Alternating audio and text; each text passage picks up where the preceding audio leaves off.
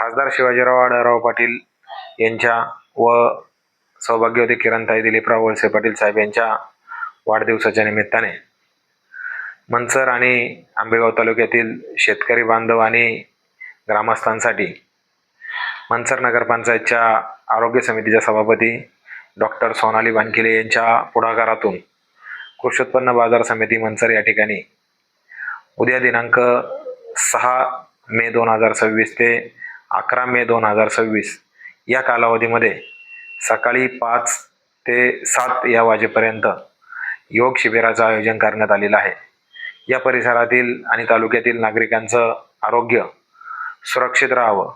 आणि निरोगी राहावं या दृष्टिकोनातून या ठिकाणी या योग शिबिराचं आयोजन करण्यात आलेलं आहे। त्यासाठी दत्त मंदिराजवळील मार्केट यार्डमधील जागा निश्चित करण्यात आली आहे आणि या योग शिबिराचा लाभ सर्व परिसरातील नागरिकांनी घ्यावा अशा पद्धतीचं आव्हान मी आपणा सर्वांना या निमित्ताने करत आहे। डॉक्टर नारायण हुले व त्यांचे सर्व सहकारी या ठिकाणी हे योग शिबिराचं सर्व नियोजन करणार आहेत आणि त्यामध्ये जे